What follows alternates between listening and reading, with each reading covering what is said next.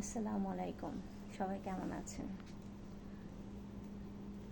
আশা করি ইনশাল্লাহ ভালো আছেন। খুব ভোরে উঠে গেলাম, যেটা আমার প্রতিদিনের রুটিন।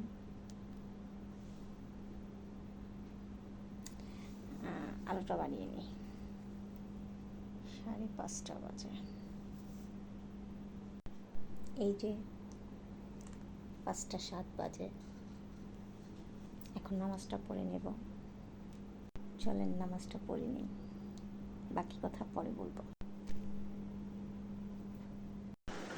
নামাজ শেষ করলাম, এখন চলেন একটু শরবত বানাবো। এই যে আখের গুড়, ইসবগুলের বসি, এটা বিভিন্ন জিনিস দিয়ে, এই তিনটা দিয়ে শরবত বানাবো। খালি পেটে এই শরবতটা খেলে খুব উপকারী। যাই হোক, আল্লাহ পাক আজকের দিনটাও আমাকে বাঁচিয়ে রেখেছে, তার জন্য আল্লাহর কাছে হাজার হাজার শুকরিয়া। আজকে জুম্মার দিন, আল্লাহ পাক সবাইকে পবিত্র জুম্মার দিনে নেক হায়াত দান করুক, সুস্থ রাখুক, ভালো রাখুক।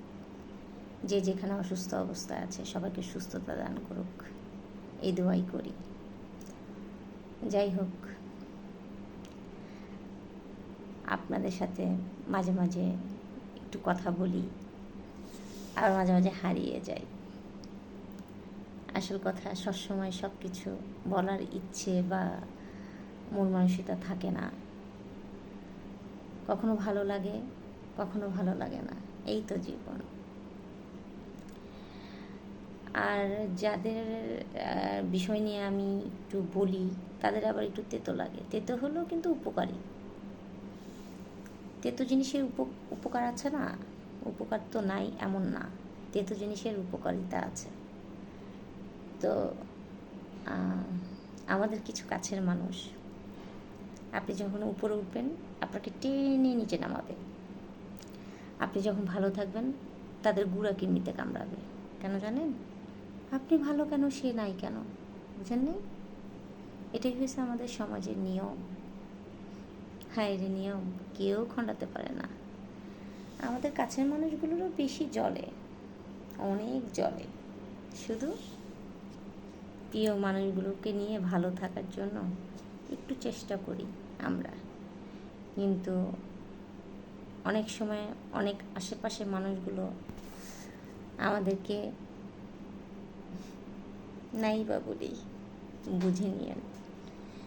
যাক, সবার জুম্মানের দিন ভালো যাক, সুন্দর যাক, প্রিয় মানুষের সাথে আজকে ছুটির দিন, সবাই ভালোভাবে সময় কাটাক, দোয়া করি।